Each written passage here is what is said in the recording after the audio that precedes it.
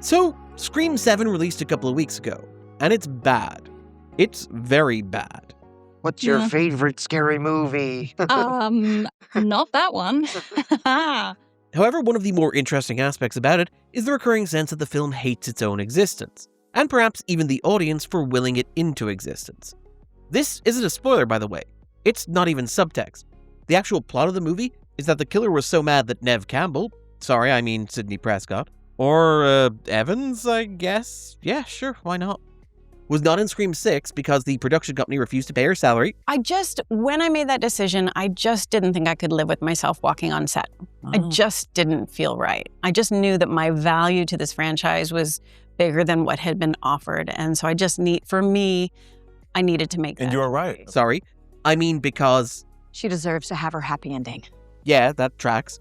That they've decided to stage a gigantic nostalgic tribute to the franchise's original Scream Queen.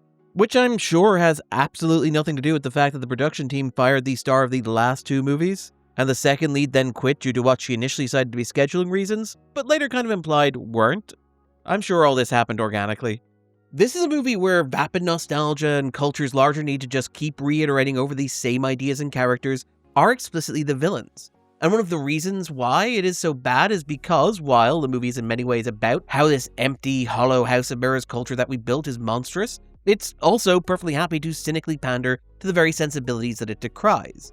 No wonder Randy himself, Jamie Kennedy, describes Scream as the ultimate Gen X horror franchise. And believe me, if anybody understands the X, it's Jamie Kennedy. No, Jamie. Watch out, Jamie. You know he's around. Jamie, look behind you. Look behind you. Turn around. I'll turn behind you. Not only does Scream 7 decry selling out, it does so while enthusiastically selling out. Scream 7 is so cynical that it's cynical about being cynical. Are you being sarcastic, dude? I don't even know anymore. The film even came packaged with the trailer for Scary Movie 6, effectively reducing it to a promotional tool for its own deconstructive parody. However, Scream 7 is interesting as part of a larger pattern of films that have become increasingly prevalent in recent years. The self-hating sequel. These are entries in franchises that often seem to have openly antagonistic relationships to the studios that make them. I'm sure you can understand why our beloved parent company, Warner Brothers, has decided to make a sequel to the trilogy. To the audiences that watch them. As I got the sneaking suspicion that we're not giving the people what they want. And even to their own continued existence. We have to finish the movie. Who gives a fuck about movies? So this week, we're going to take a look at this. We're going to take a look at the Scream franchise. We're going to zoom out to take a larger look at the industry as a whole, and we're going to look at what separates the good and the bad examples of this. This will involve talking about these films, including the identity of the killers in Scream, Scream 2, and Scream 4, and some of the basic plot of Scream 7. We'll also be discussing the ending of the most recent James Bond movie, the most recent John Wick movie, and Joker 2 Electric Boogaloo. But otherwise, we hope you enjoy this episode because... Yeah, you're gonna love this one. It's a Scream, baby.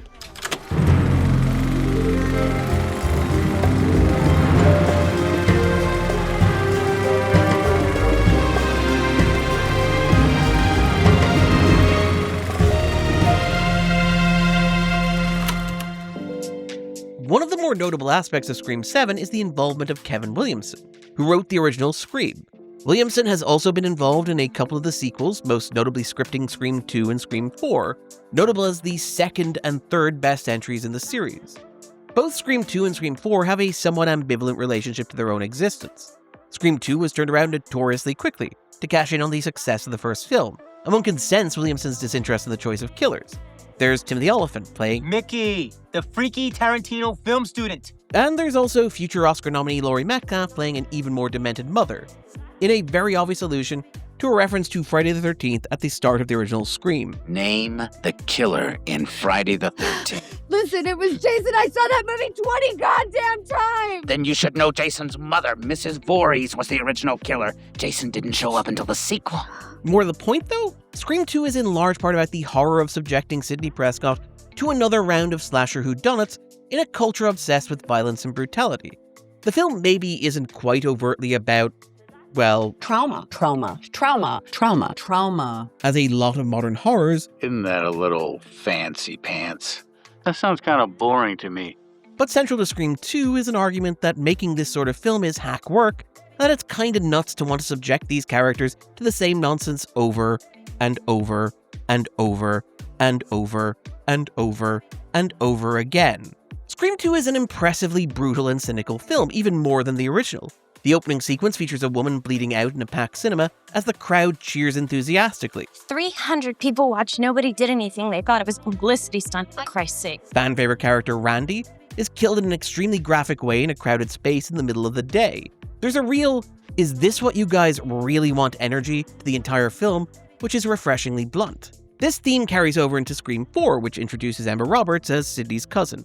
Emma Roberts is literally playing Jill Roberts, the younger relative of a famous 90s celebrity who will never escape that celebrity's shadow. I know writers who use subtext and they're all cowards. Released more than a decade after the commercially and critically disappointing Scream 3, Scream 4 is shot in this weird, hyper-saturated, sepia-tinted glaze that plays up the nostalgia, and the central premise is Sidney returning to her hometown to replay her glory days. Gale Weathers continues to chase relevance, while Dewey, who has never left home, is living his best life. One of the smarter ideas in play in Scream 4 is the sense that the small town of Woodsboro, which has become a nostalgic shrine to events that happened in the 90s, and is shot on film but treated in post-production to give it that uncanny, hyper-saturated digital effect, has somehow become less real and less grounded than the Hollywood that the characters visited in Scream 3. It looks less like a real place than the memory or the dream of a place imagined by the now aging main cast. Scream 4 is a movie about the horrors of nostalgia, to the point that the film eventually reveals that the killers are Emma Roberts and Rory Culkin, two younger relatives of massive 90s stars who will never escape the shadow of their more famous relations because culture is just never going to move on in any meaningful way. I mean, all I ever heard was Sydney this and Sydney that. You were always just so fucking special! A very prescient horror sequel, Scream 4 is in many ways a movie about the death grip that Gen X holds on popular culture, to the point that the only way that Roberts could conceive of getting ahead is to stage her own Lego sequel in which she emerges as the final girl by default. It is kind of funny that Scream 4 was released in 2011, prefiguring the oncoming decade plus of Gen X-coded nostalgia features. A wave that just keeps going and going and going and going and Shut up! Shut up! Shut up! It's worth noting that Williamson apparently originally intended for that next film to follow Jill as effectively the villain protagonist into the sequels, but it turns out that Gen X just ain't gonna hand over those keys gracefully. Still, this brings us neatly to Scream 7, the fourth film in the series to feature heavy involvement from Williamson, who directed and rewrote the script. The film opens with a similar condemnation of nostalgia, revealing in an introductory scene that the house from the first and fifth films has been turned into a seedy tourist trap. A statement of intent, the opening sequence features the killer literally setting the house aflame. Just in case this subtext is too nuanced for viewers to pick up on, the movie's tagline is quite literally, "Burn it all down." The film then catches up with Sidney, who is living a quiet life, married to a cop called Mark. Now, you might assume that given that the third film introduced a love interest called Mark who was a cop, and how frequently the subsequent films reference Sidney's husband being a cop called Mark. How are you? How's Mark? I think I'll keep him. Mark and the kids are okay. Yeah, they're safe for now. Hey, I talked to Sydney. She sends her love, but she's taking Mark and the kids someplace safe. Bet she had married Detective McDreamy here. But no, it turns out she married a completely different cop called Mark, played by another actor from a 2000s television show. I guess everybody has a type. But I digress. The killers in Scream 7 are motivated primarily by the fact that Sidney was not in Scream 6. This is not subtext. I'm not being poetic here. This is literally, textually their motivation. Hello, Sidney. Did you miss me? They're basically obsessive fans throwing a temper tantrum that their favorite character wasn't in the last film in the franchise. Over the course of the movie, they use generative artificial intelligence to resurrect past characters, including one of the original killers, Stu, That's gonna be fun. in a plot point which is very obviously mocking fan obsession with the idea that Stu somehow survived Scream, while also giving those fans what they want in the most passive-aggressive and dismissive way imaginable, bring back Matthew Lillard for effectively a cameo using generative AI. Throughout Scream 7, there is a pervasive sense that the movie holds a deep contempt for not only its whole existence, but also for its target audience. That ought to hold the little SOBs. It gives the viewers nostalgic cameos from whatever actors were willing to mortgage their dignity, while also having some vague hand-wavy point about the cynicism of vapid nostalgia rendered through AI. As much as the film decries the pointless nostalgia bringing Sidney back into the series, it also lovingly recreates sequences from the first 2 Scream movies. It's a movie intent on having its cake and eating it. And yeah, sure, that's chocolate. I don't know why you'd ask that question. However, what's really notable about this is that Scream 7 is not the only recent movie to feel this way. It's part of a larger cultural trend. Obviously, sequels have a long history, predating cinema itself. From the earliest days of the medium, there have been continuing characters and stories. Many of Charlie Chaplin's films focus on the character of the tramp. Fritz Lang constructed a trilogy of films around Dr. Mabuse spanning from 1922 through to 1960. The Universal monster movies spawned a wave of sequels and shared universes. The Planet of the Apes films were released almost yearly from the late 60s into the 70s. Still, by and large, sequels were seen as cheap and gaudy things. The idea was to cut the budget on each film faster than the box office would drop off, wringing as much profit as possible from the property. You did this by dropping talent, by stripping away expensive period settings, whether past or future, and by shooting in Los Angeles rather than on location, usually on properties that were owned by the studio. A consequence of this was that, generally speaking, both audiences and studios understood that there was only so much that you could milk a property, and only a narrow window in which you could do it, which meant at least the franchise films that they were producing were in a steady stream of rotation. Francis Ford Coppola has famously claimed that Hollywood was so ashamed of sequels that The Godfather Part 2 was the first film to put 2 in the title. While this claim is disputed, there is arguably a stronger claim that it was the first Hollywood film to use 2 in the title. It does get at how these sequels were largely seen, and how studios were largely embarrassed by the idea that they would be seen to be making sequels. Incidentally, by the way, you can see The Godfather Part 2 as one of the earliest examples of these ambivalent sequels. A film that is largely about rejecting any impression that the first movie created of Michael Corleone as a cool dude, instead focusing on his melancholy, his emptiness, and his loneliness. È sicura di essere forte. I due era per la famiglia. Mica di far di forte la famiglia. Mica di... In large part due to the success of The Godfather Part 2, which won Best Picture, and The Empire Strikes Back, which won, Best Sequel Ever, sequels became a lot more respectable during the 80s. Slasher movies, comedies, action flicks, all spawned wave after wave of sequels. There was clearly some internal ambivalence about this. In Halloween 3, for example, it's a screening of the original Halloween that heralds the apocalypse. Turn it off! Turn it off! Stop it! Tobe Hooper's Texas Chainsaw Massacre 2 parodies 80s excess and sequel escalation by having its hero, celebrity Dennis Hopper, raid a chainsaw store and wield 2 chainsaws simultaneously. There was a sense, just a slight sense mind you, that Hooper maybe wasn't taking the Texas Chainsaw franchise entirely seriously. Still, even as these sequels flooded the market, there was room for at least some original films at the box office. Now for the part of the YouTube video essay that everybody loves. The graphs and the tables, baby. If we look at the end-of-year top 10 at the global box office over the past 35 years, there's a clear trend. Those lists are increasingly taken up by sequels, prequels, reboots, remakes, readaptations, and shared universe features. Hell, just look at the box office top 10 for 1990, which did include a couple of sequels, but which also included everything you could ask for. Some good wholesome family violence, some light well-intentioned cultural appropriation, and just the right amount of erotic clay sculpting. But more seriously, there was room there for family films, historical epics, romantic comedies, action movies, thrillers aimed at adults, and high-concept mind-screwy science fiction.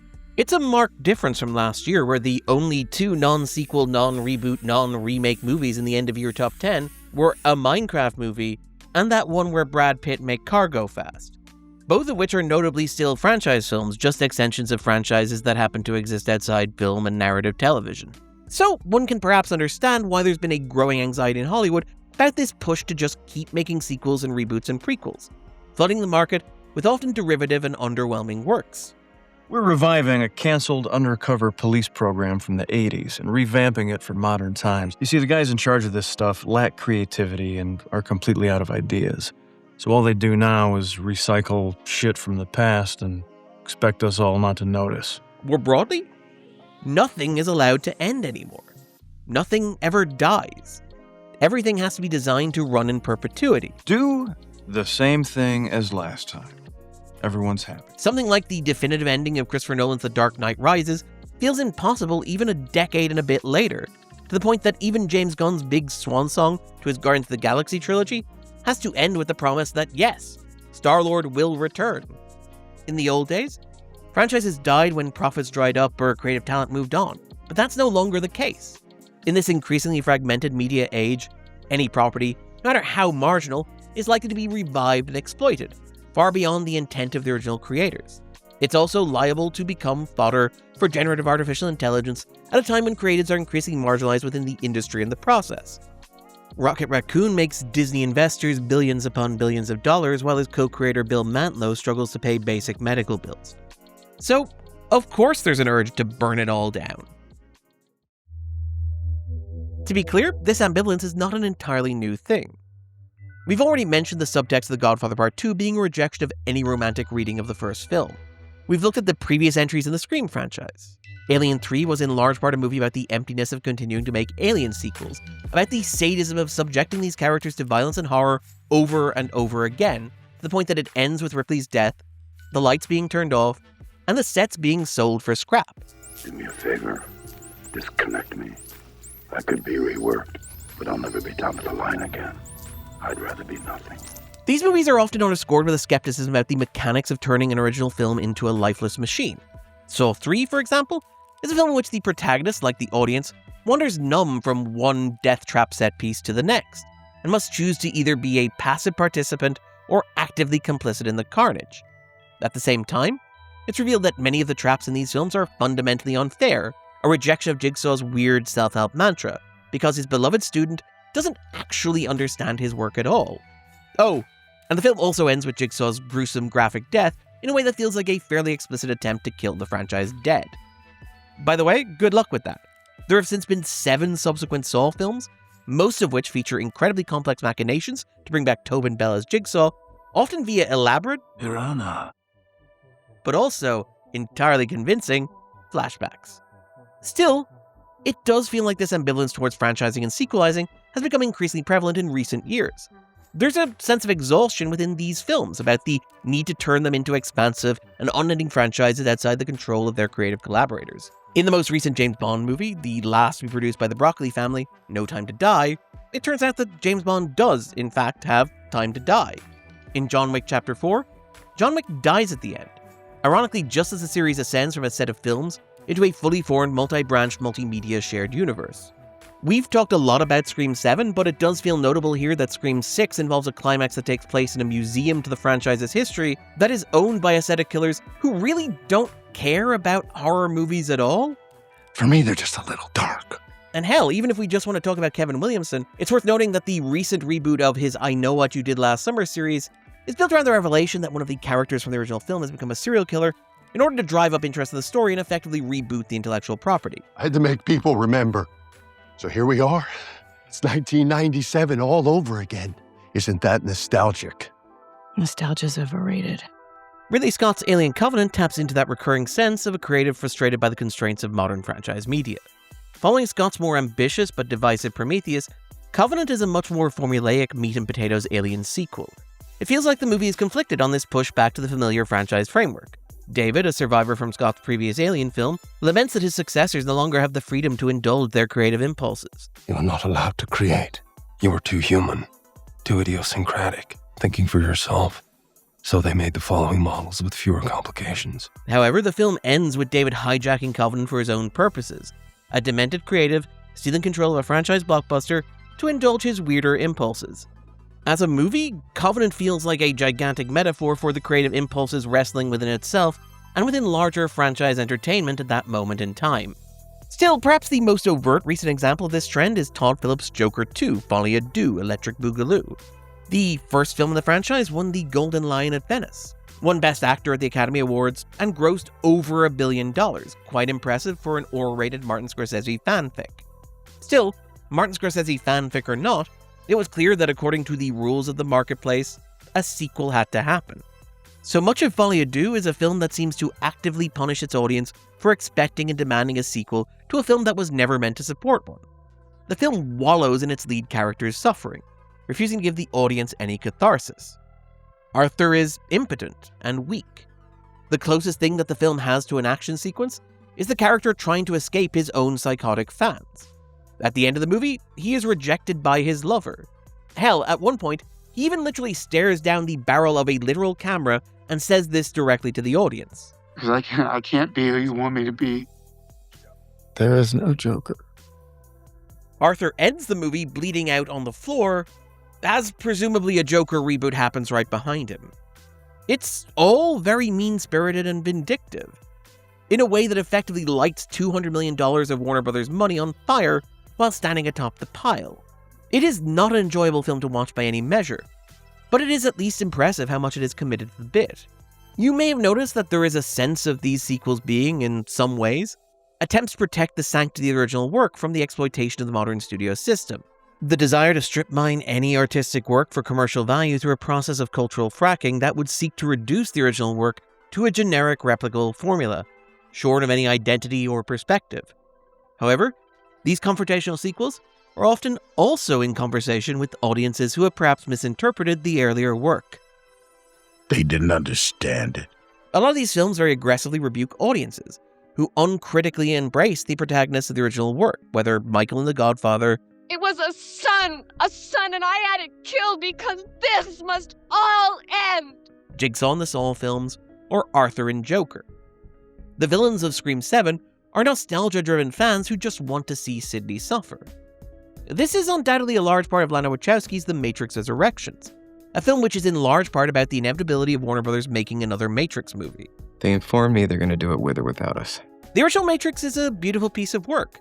It's also a deeply personal artistic statement from the two women who made it. Over time, Lana and Lily Wachowski have both talked about how the film is in many ways about their journey towards accepting their trans identity. I'm glad that it has gotten out that, that was the original intention, but the world wasn't quite ready at a corporate level. The corporate world wasn't ready for it, so. In subsequent years, as Lana has talked about her teenage suicidal ideation rooted in her dysmorphia, I began to believe voices in my head that I was a freak, that I am broken, that there is something wrong with me, that I will never be lovable.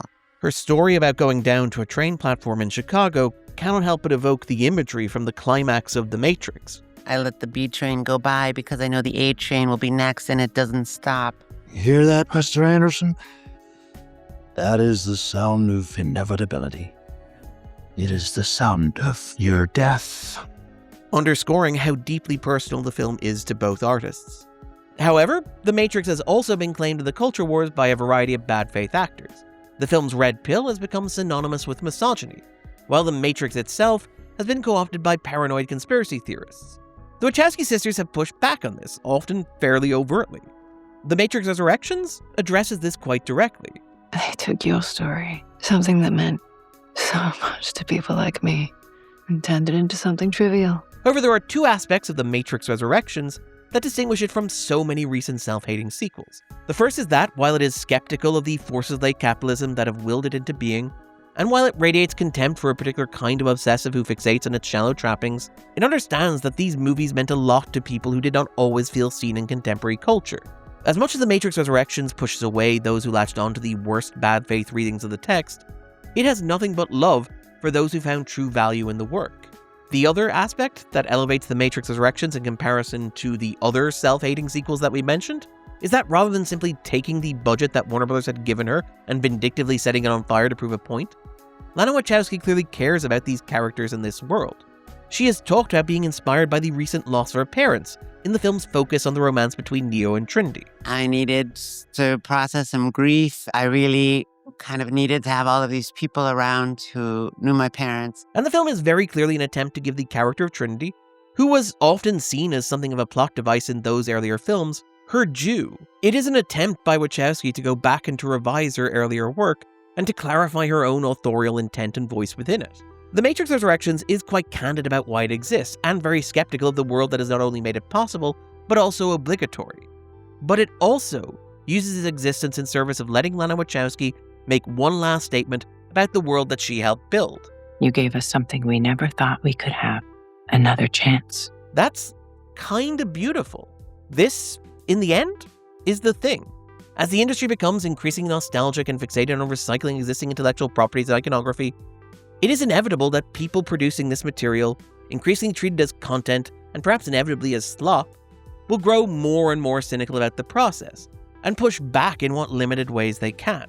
The worst of these films, like Scream 7, are the most cynical, which radiate contempt for an audience that they also shamelessly pander to, critiquing the thing while doing the thing, and assuming that the audience is too stupid to notice or care that they're being condescended to.